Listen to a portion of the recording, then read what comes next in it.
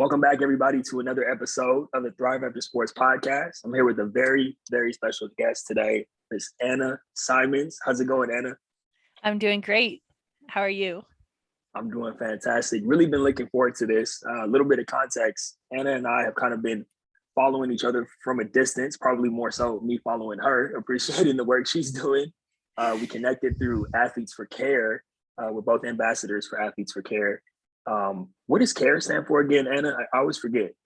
Community, advocacy, research, and education. Okay, there it is. So we'll dive into a little bit more about that. But really, we're here to just talk about Anna's journey, some of the great things she's up to. Anna is a plant medicine advocate and educator. If you're watching this on video, I wore this hat today, especially for Anna, to celebrate some of the great work she's doing. But Anna, I was telling you before, I don't like to read long bios or anything like that. So can you just give everyone a little bit more background about yourself? Sure. Yeah. So I recently retired from my rugby career of 20 years. I started playing in college and continued right on up till 2021. So within that, I played rugby in Australia, the US, even some games in Canada, and also played touch rugby, which is a separate sport, and won some championships there. Played in the Touch World Cup in 2015. And then I also dabbled in mixed martial arts, MMA, and I had a couple amateur fights in that sport. So I'm retired now. So lots of time to do new things. Yeah, I didn't know you were a martial artist as well. That's pretty cool. It is. I love martial arts and I really loved fighting. I kind of came to it late though. I was already in my early mid 30s when I started training and learning it. And so that kind of limited my, potential there. But I had a lot of fun training, heavily for a couple of years and doing that. So you're competing in MMA while you were still in the middle of your rugby career? I was, and it was actually pretty crazy. I was in the best shape of my life easily. I actually, when I had my second fight, actually, I drove to Montana and fought on a Friday night. Then I got up at 4 a.m. and flew to I think Dallas or Houston for rugby playoffs, played Saturday and Sunday and won those games. We went on to win the national championship that year. So that was a really busy year of balancing it all. Wow. Sounds like it. Talk about going hard on the body. It's not like you were, playing tennis or anything like that. I mean, not that tennis isn't hard on your body, but from MMA to a rugby match, my goodness. Yeah, the crazy thing was I actually got cauliflower ear in the rugby because somebody's skull smashed into my head and made my ear blow up. And I was like, oh, come on, man. Had to get my ear drained. Oh my goodness. Hey, for those of you listening right now who aren't familiar with cauliflower ear, just Google it really quickly so you can see what Anna's talking about. Usually you get it from wrestling and from MMA. Yeah. So, okay, now I have to ask, and I'm just being nosy. This is a side note. I wasn't even planning on asking. But with the MMA fights that you had, did you win? I have to ask. I won my first fight by submission, rear naked choke. And the second one, I lost a split decision, which was a bit of a heartbreaker. I had, at one point I had an arm bar, but I was belly down and I'd never finished it from that position. And I didn't really know. And I was sort of she's not tapping, waiting. And so then eventually I just moved on. But then afterwards, she told me that I should have just yanked on it harder because she was close to tapping. But yeah, so that was that, it's always a bit of a heartbreaker when it's a pretty close one and you didn't do enough to get the win. But, it's still an experience to get out there and do it. Yeah. I mean, you won by split decision, so it's not like you got beat up. No. I lost by split decision. Oh, lost by split decision. Yeah. Well, right. But it was very close. Yeah. No. And she was a good opponent, more experienced than me, bit heavier than me. But, Yeah, it was a good fight. She definitely had some moves I hadn't seen before. It was cool, you know. she had like a judo throw at one point. I was like, what? I haven't like trained judo like defenses, like wrestling, boxing, jujitsu, Muay Thai, like MMA specific training, all these things, but judo was not in the mix. So kudos to her for that. I'm sorry, I don't mean to laugh. I just imagine like this is how my mind works. I imagine you being thrown, like being midair. Like what? I didn't know that. It wasn't quite that dramatic, but I was just like, what was that takedown? And then like I quickly, I went to work and whatever. And she got some good positions at some point. I got some good takedowns on her. It was pretty even. It was split, but yeah. Yeah. Hey, well, shout out to the first win you got with the rear naked choke. That's pretty impressive right there. Yeah, thanks. It's actually, everyone listening, please do not look these fights up and watch them.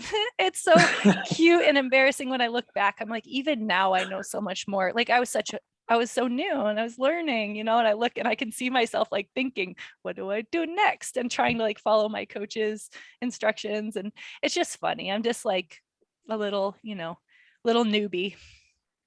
And I got to be honest with you. Now that you told people not to look it up, people are going to look it up, including me. I'm going to look up the one where you won by rear naked choke. I want to see that one. All right. Well, okay. But it's not, okay. Live your life. Do what you want. I don't recommend watching these fights unless you want to have, some chuckles at my expense. But I mean, they're great, but also like I got out there and did it, So that's right. Yeah. That's all that matters. I just would have loved to keep going with it, but being older and having so many knocks to the head, and then I got in this car accident that after that I couldn't really, it was hard enough to get back to rugby. So, Yeah. So, okay, let's go back to your rugby career. So as your career started winding down, I think we might've talked about this the first time we spoke, and I think this would be good for people to hear. When did you know it was time to hang it up, and what was that process like for you? Honestly, I'm still kind of going through that because I just retired. So COVID had put a big disruption into all of it for everybody, into life, but especially for sports and contact sports where you're right, rubbed up against each other. Like obviously that wasn't going to be doable for a little bit. And so I had played right before COVID hit. We'd played in a tournament in LA. And then COVID hit, and it was like, I kind of knew, I saw like once it started happening, I was like, ooh, I wonder if I'll ever even play again. How long is this going to go? And so because being in my, at that time, late 30s, it's already like such a battle to keep going physically. You have to work so much harder to keep up that similar level of performance. And so then, as we were able to sort of start coming back from COVID and get like last summer, 2021, we got this little summer season that it's a form of the game called Sevens, which is really fast and open. It's the version that's in the Olympics. So it's really fun to play. I love Sevens. And so I had already moved to Hawaii. That's how I could get myself to retire. I was like, I have to move on with life. I'm moving into the middle of the ocean. Wow. Yeah, but I was like, ooh, I can have one last hurrah. They're going to have nationals in Seattle. I can keep going back to Portland. I'm already going back for work stuff, because I lived in Oregon for many years. And so I had it all planned, I had the tickets and was going back for the qualifying tournaments and stuff. And so then in the last qualifier before nationals, I broke my arm. So yeah, so I was like, that's it. But I went out on the battlefield at least. Like it was a bummer. I would have liked to go, one more nationals, but practically speaking, I've chosen to live my life over here on the island, and so you can't really swing that commute and still be an effective athlete. So in a way, I had to force myself into it. Like I love living here, but I still miss playing so much. And I don't know if I could have stopped without moving away. Like it's just been such a part of me for so many years. And I miss playing, but I also recognize like that it was the right thing. It was the right time. I'd turned 40. It's like really hard to keep up with the youth at this point. Some of them could have been my actual children if I had children young, like 18-year-olds out there just prancing around with their fresh little legs. I'm like, oh God. I still have a lot to offer, and even now I think I could still play pretty well. I'm not in fighting shape, but at a certain point it was like, for me it was moving. I had to do that.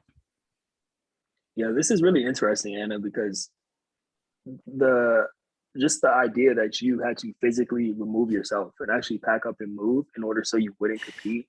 Mm-hmm. I know a lot of people listening right now, that's gonna resonate with a lot of people, and I mean, what was the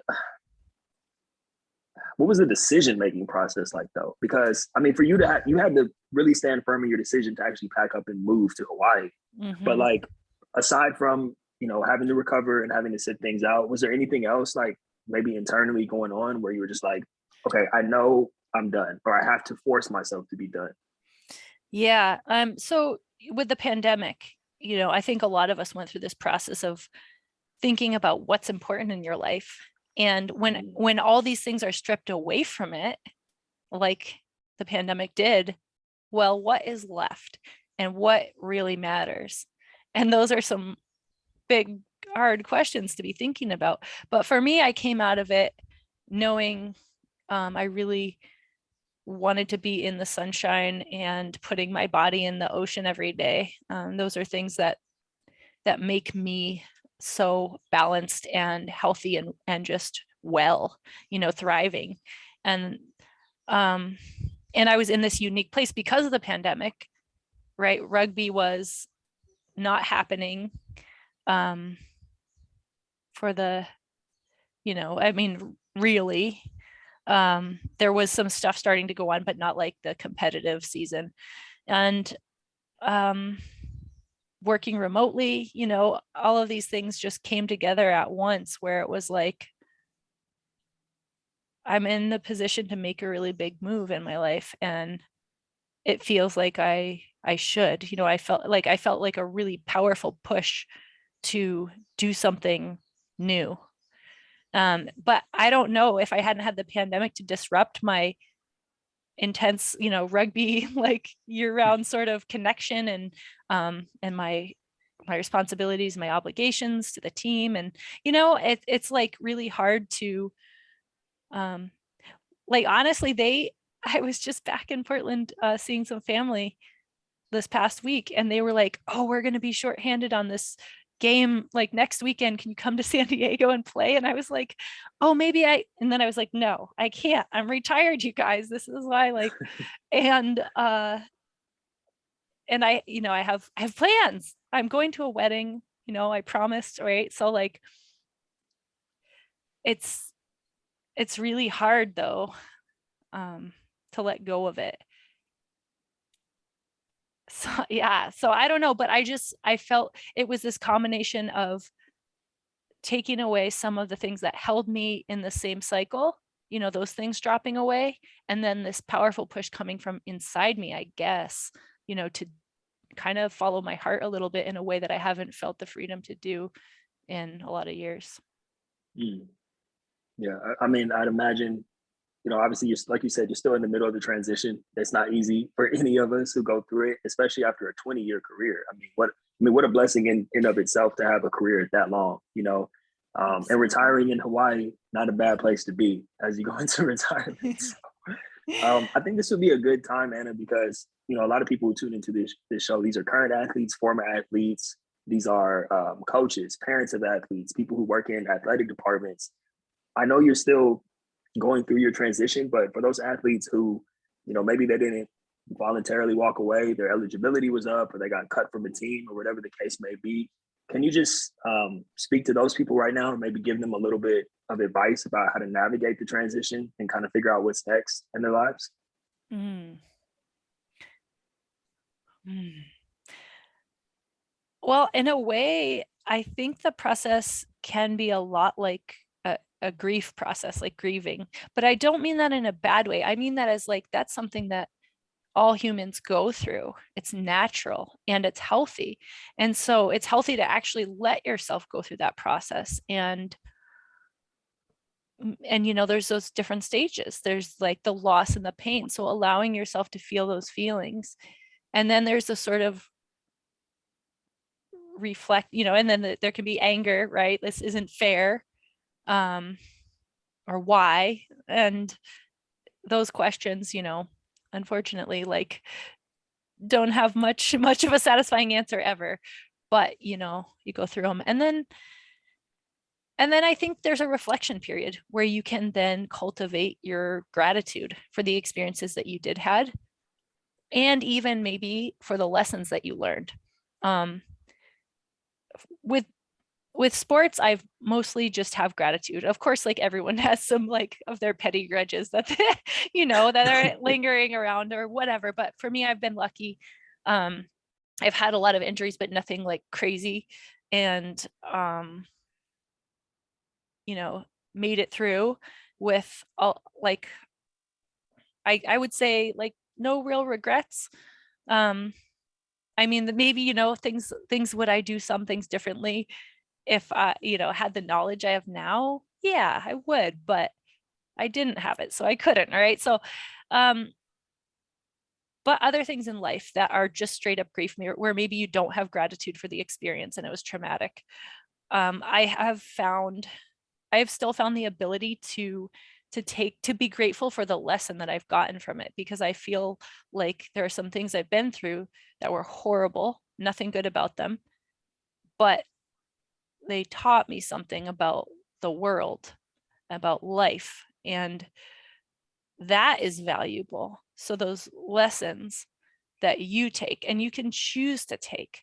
And so I think, you know, that's another thing where if you've gone through a painful or traumatic ending, especially um, with your sporting career, you can maybe reflect on it in that deeper sense, in that really like bigger, like cosmic sense. Like, what does this say about life? And I personally feel like some of those things, even though they're horrible, right, that I've been through,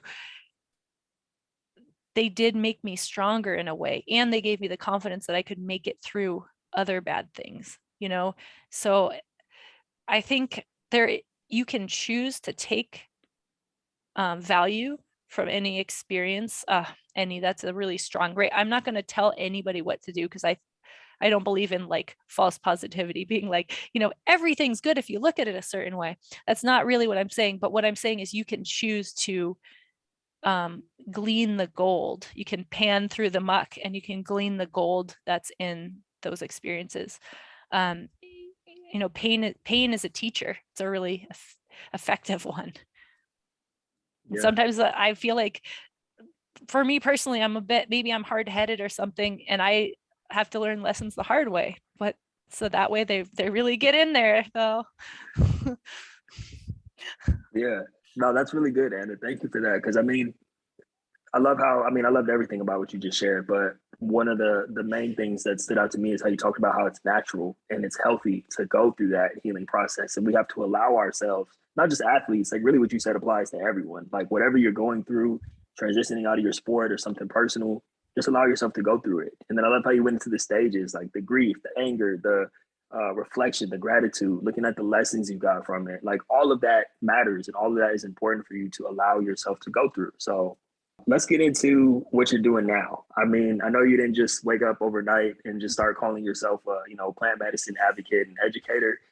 First and foremost, can you just tell everyone a little bit about what that means, who may not be super familiar with that world, and what are some of the great things you're up to now? I know you're wearing many hats, so Yes. where do we begin?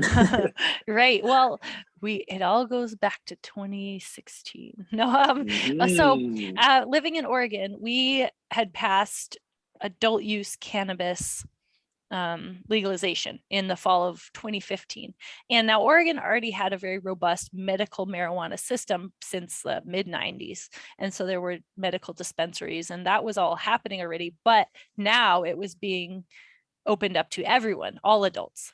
And so there was this whole like push from that one, the medical regulatory system, into the broader, the new one. And there was a lot of paperwork, and all these businesses that had been very small mom and pop were being asked to professionalize. And so amongst all that, I was offered the opportunity to work with some growers. They'd been growing medically, and then they were now moving into this new system for adult use. And so I started doing that, just helping them out with business logistics at first, sort of that type of thing. And then eventually they asked me to take a bigger management role.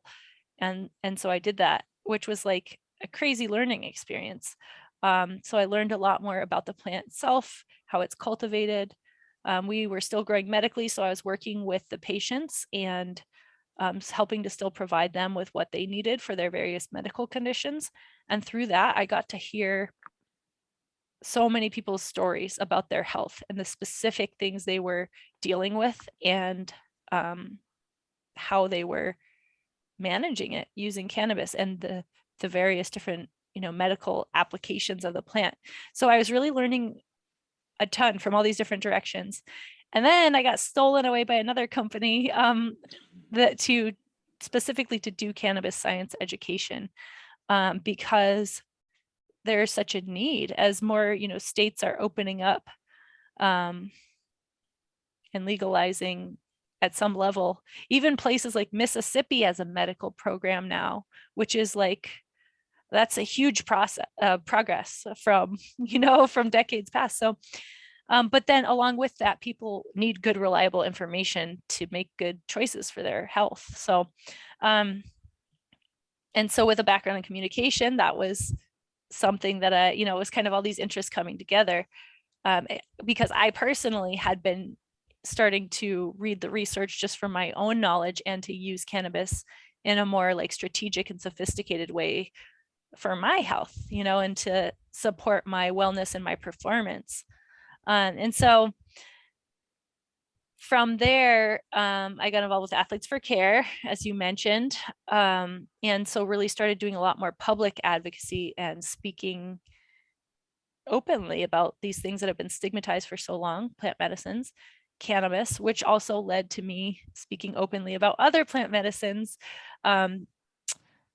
like psilocybin mushrooms or ayahuasca, these ethnobotanical medicines and plant helpers that have been around for thousands of years, and we're rediscovering.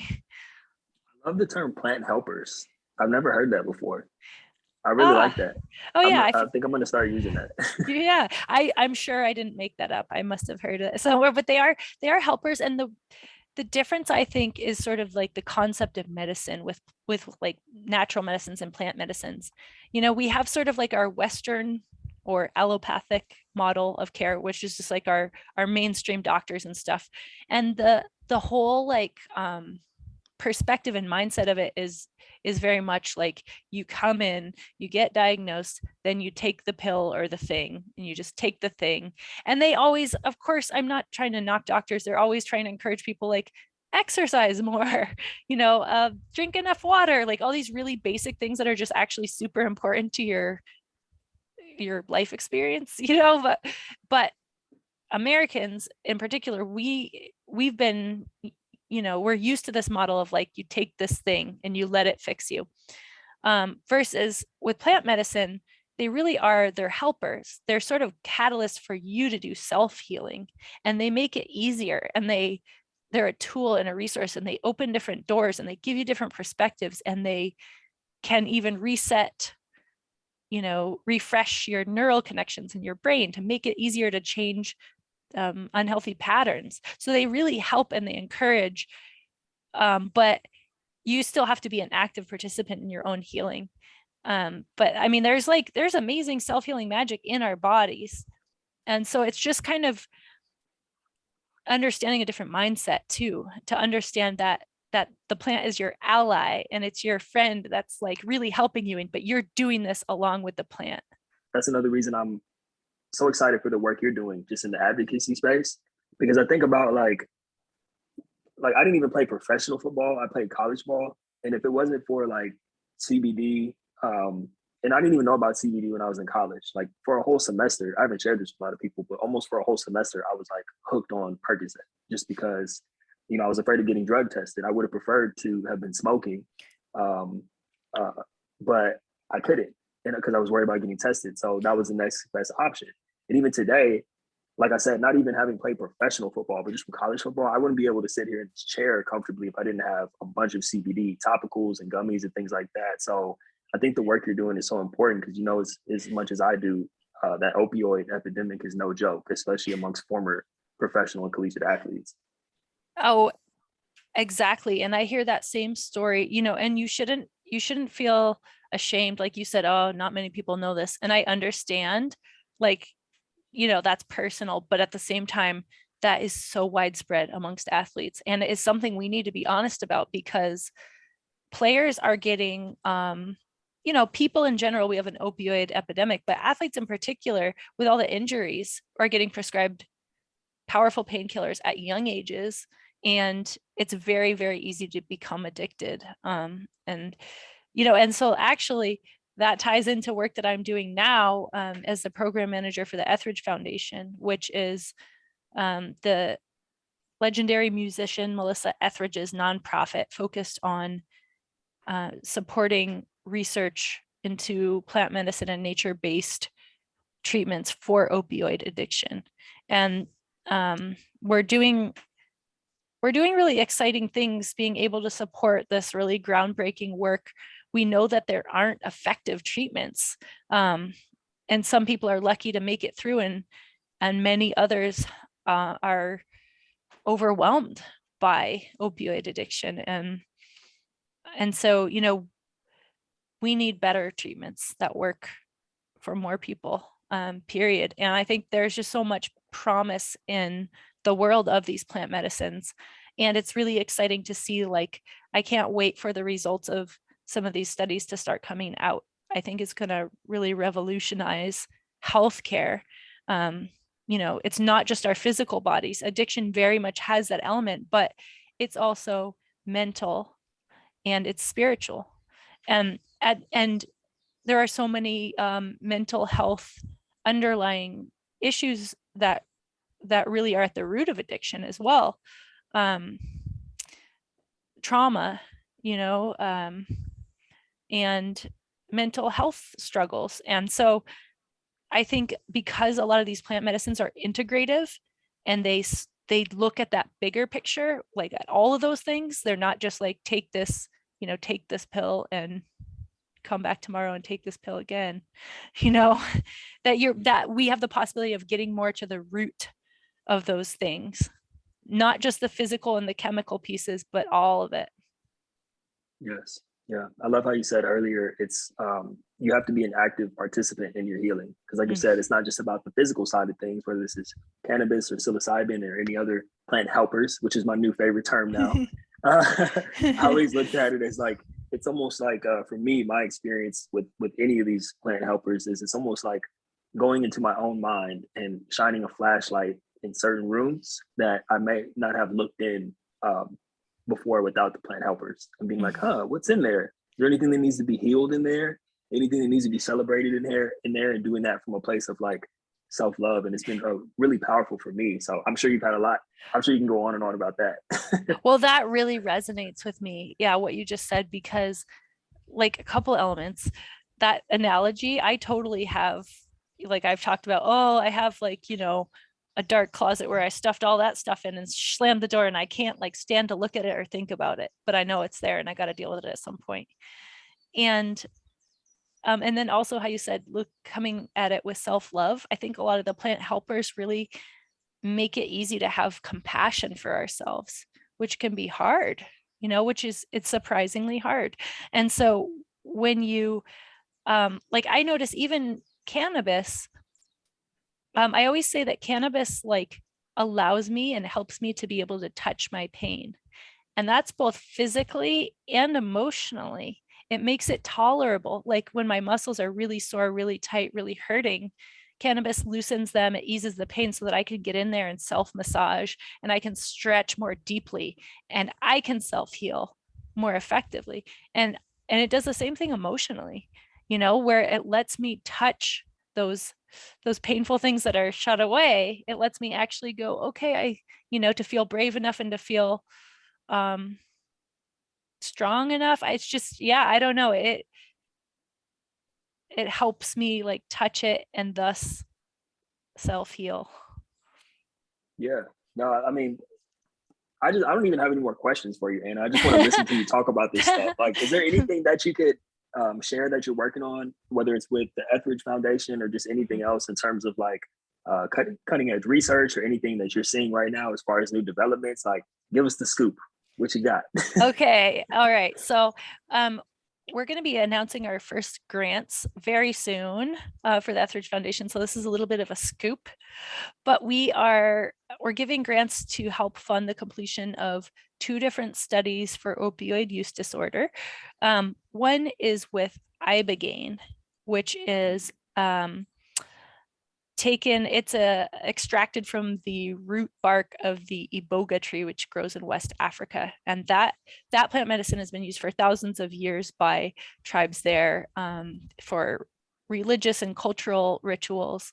But about 50 years ago, it was discovered that it has really powerful anti-craving and anti-addictive effects, particularly with opioids. And so there's a whole medical subculture of clinics in other countries, because of course then the US made iboga and ibogaine illegal in the mid-70s, not long after these properties were discovered. So it's been this underground medicine people have been using for years, and now this is the first clinical trial where it's being used to help get people off opioids.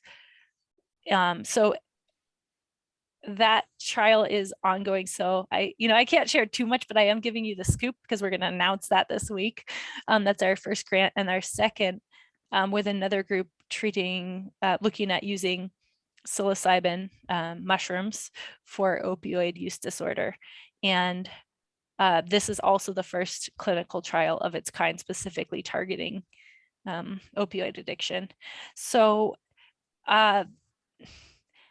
I think there's also great potential with ayahuasca. That's something we're going to be looking at trying to fund studies that are aligned with our mission there. These plant medicines are so powerful because a lot of them have chemical properties that are anti-addictive, and those have been like, they've looked into them, they've established that, like, it's cool science in that respect. But along with that, these are our traditional medicines that take people on a journey, you could call it psychedelic or visionary or whatnot. Mystical experiences is one of the terms that's used in the research. But really, you go deep into yourself and your life, and you go outward into the universe. And so there are much deeper things and bigger things happening along with the chemical reactions that are supporting your body healing.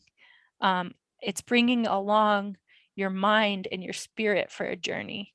And I think that's why these medicines are so powerful and effective. So,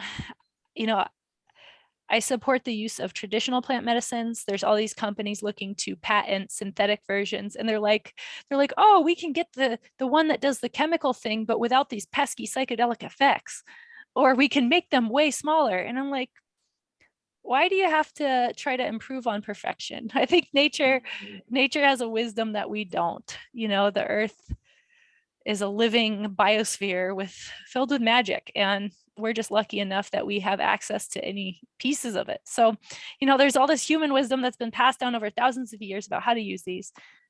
Of course, that brings up other ethical issues. Iboga, for example, is over harvested in Gabon, where most of it grows. And so a lot of the world's supply comes from poaching. But the government, working with an NGO, has recently, so they shut down export of it, but they're now creating the first like legalized export that's giving back to communities, and it's essentially ensuring a fair trade kind of pipeline. And that's really new, but that's really exciting. And we see some of the same initiatives starting to happen for things like ayahuasca, where the tribes who brought this knowledge to humanity are being, their lands being taken, they're being harassed and killed, and all of these other things, and so there are, like anything that we're consuming, we want to be conscious about where did this come from? What is the source? Is it an ethical source? Am I giving back? There's this concept of sacred reciprocity where, you're receiving something of great value. It's a gift, but then, how do you appropriately return that energy and that gift, and what forms, so that was a lot, but all of these things really matter, and it's really exciting to be working in amongst all these issues.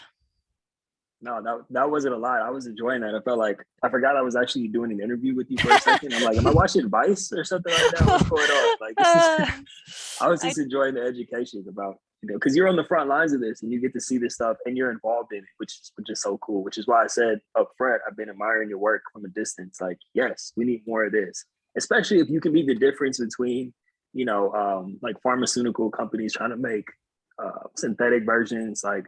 Keep the Pfizer shrooms away from me. All right, keep the Johnson & Johnson shrooms on the other side. I'll take the natural stuff, please. Like, go your own. Exactly.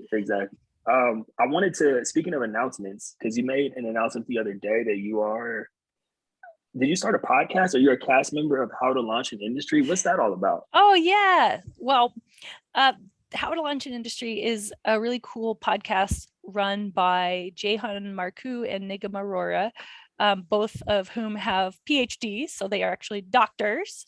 And Jehan, anybody who reads a lot of cannabis research would know that last name Marku from it. He's like a very well-known cannabis researcher. And then Nigam is a analytical chemist. And then so the rest of the cast, it's like almost everybody is like Dr. So-and-so. They're all like super smart, hardcore science degrees in most cases. And then there's a couple of us with master's degrees in different things, but I really love the podcast. It has a really fun format where we play certain games and we joke around a lot, and it's like fun, nerdy scientist humor a lot, but it's like scientists who are intrigued by drugs. So it's like, it's just like its own special vibe that I've never really heard on any other podcast. So, so the two main hosts, are always on the show, and I'm part of the rotating cast. So I'm kind of a co-host or rotating visitor periodically. Okay, cool. Now I'm definitely gonna have to check it out. I saw the news and I was like, let me just ask Anna when I interviewed her what that's about. Where can people go? I'm assuming it's available on all podcast platforms if they want to go check that out. Yes, it is. How to Launch an Industry. And it, there's a big cannabis focus, but it also fully delves into psychedelics. And it's a really cool chance to hear not just science from people who are really well versed in it, but also like their opinions about it. That's what I love to hear. What does this smart scientist actually think about these terpenes or this, and we're not afraid to throw opinions out there. So. How cool. Hey, well, for all you guys listening, if you got anything out of this conversation with Anna today, which I know you did, make sure you go check out that podcast. You can hear more of this information, not just Anna, but Anna talking with some scientists. How cool. I think what we'll do is we'll have you back on for another episode, especially after some of these recent developments that you're working on take root and are more finalized. That would be cool to, do a follow-up show with where things are at now. I would love that. But before we get out of here, I just, number one, want to say thank you for spending some time today. I know people are going to get a lot out of not only the knowledge you shared when it comes to plant helpers, but also your journey, your transition out of rugby.